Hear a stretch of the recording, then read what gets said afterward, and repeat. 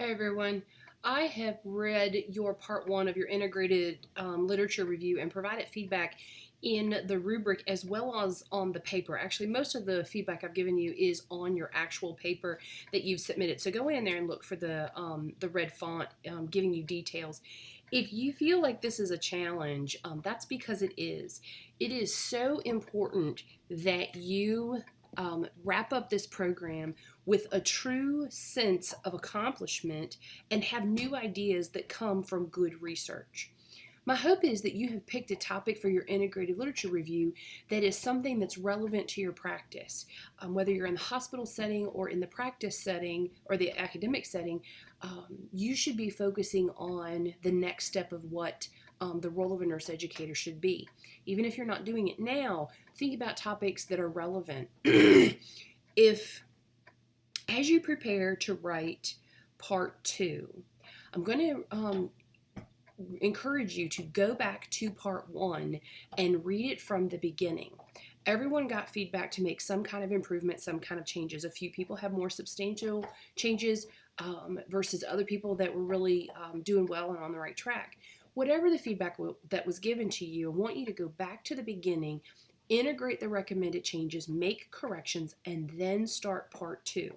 That goes the same way for your portfolio. Progressive assignments, the idea is that with every iteration, you get better. You become more polished. If part one was not fabulous, part two is not going to be fabulous either. So you have to keep going back to the beginning and reviewing, what have I done? How does this impact part two or part three? And how do I make it the best with using some integrated feedback from what has been provided. So with your paper, when you turn in part two, I go back to the beginning and look at the feedback I gave you in part one and make sure that you've integrated those changes. And then I begin to read part two. And then the same process will go when I read part three. I go back to part one and I read it from the beginning. It's important that you get to the end of your paper, your part three, and everything is synthesized and it reads like a cohesive single body of work. Sometimes these papers, if you don't continue to go back to the beginning and blending the sections, it feels like multiple people have written it. So I want you to get into the practice now of going back to the beginning, integrating feedback, and making improvements as you go. Know that I'm looking for that, and I'll be tracking that, hopefully to help you develop your writing. The other thing, just an APA side note, you guys are doing a fantastic job. As you move into part two and part three, you're going to need to start integrating higher levels of APA level heading. So look for adding level 2, 3, 4, rarely 4, and I don't think you'll need 5 at all, but at least 1, 2, and 3 you should be in the body of your paper. And I'll talk more about what you need to do to approach part two next week. For now, just read what I've given you in feedback in part one. The only thing APA that I kept noticing is not every one of you, many of you decided to name your paper Integrative Literature Review.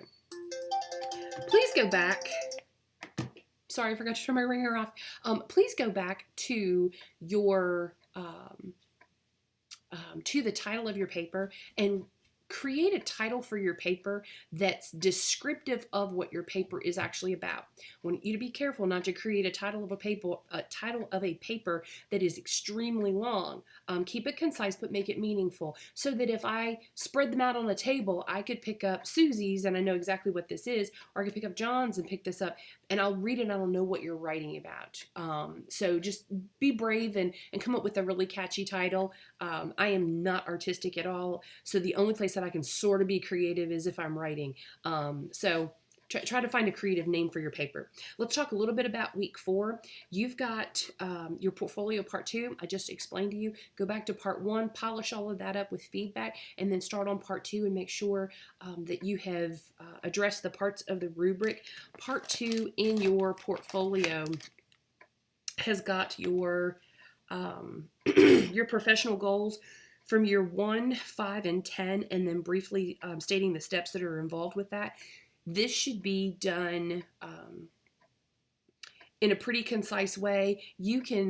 I would avoid doing lots of bullet points, but I think you can do a paragraph and say, this is what my goals are, and these are the 4 steps I'm going to use to get there. Make it Make it succinct enough that you're not burying your reader in what feels like a paper. This is a portfolio, so it should be a snapshot, not a thesis on who you are. So be parsimonious in your vocabulary. The other thing that you're going to put in there is your professional development. Your professional development are the things that would involve continuing education, things that you would get you can tell it's been a long day. Continuing education units for, or credit hours for development. Some of this may be at conferences, some of this may be at work for credentialing purposes. Whatever those things are, it's the last 5 years. Make sure you include the date in those professional development steps. So I think that's about all that's due next week. And then your logs.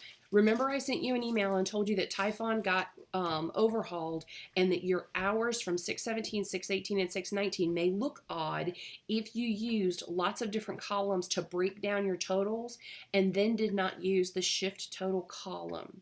Please go in before you enter any time for 620. Go in and make sure that you have a total of at least, I guess it would be 150 hours for 17, 18, and 19. If you don't, you are missing hours. You're going to need to contact Faith Sterling, and she'll walk you through the steps and how to go in and block add those times, and she'll tell you what those hours were. But Faith Sterling is your contact to do that. Do that as soon as possible so that your hours are complete. I would hate for you not to have the practicum requirements met in a way that is measurable and that we can see. So just make sure you get that addressed. So once you get all of your time, make sure it's correct, then you add your time for 620. Remind you that each of your practicum logs, you've got 3 just like you did in 619, 618. Each of those logs needs to be a connection to how you are addressing specific goals. Please don't put all of the goals that you've ever written, only the goals that you're directly dealing with, and then tell me how your time addressed those goals, and then you'll deal with part 3, which is your application. And your application section needs to directly deal with how your work during that practicum time address the NLN core standards and demonstrates professional growth. Be intentional about this. Be thoughtful about this. For every day you're in a practicum setting, you should have a day in your log. So if in the first 4 weeks of this course, you've been in the practicum setting 4 days, there should be 4 entries into your log. Remember that each log has up to 8 days. So ideally, 1 log would be enough with 8 opportunities or 8 days you could fit into 1 log. Know that I'm here. Ask questions if you have any questions or concerns or something comes up. I know that that you're tired and that the stress of everything coming together can feel a little daunting. Folks, I've been there. I've shared that with you. I've done that master's degree, and I've done my doctoral degree. Both of them were done while I was working full time, and being a parent and running a house and running kids back and forth everywhere. It is, what you're doing is hard. So if you're tired, allow yourself to acknowledge that it's reasonable that you're tired. My encouragement is that you're finding strength in the support from your support system, and that you're using your resources to take care of yourself in these last few weeks. Know that I'm praying for you. Know that I'm here. Reach out to me. Let me know if you have questions. And, I want you to finish this course strong. I want you to be able to look back and go, this integrative literature review was something, and I can do something with this. Make it a purposeful activity. But in the meantime, take care of yourselves. I hope you guys have a great week. Take care.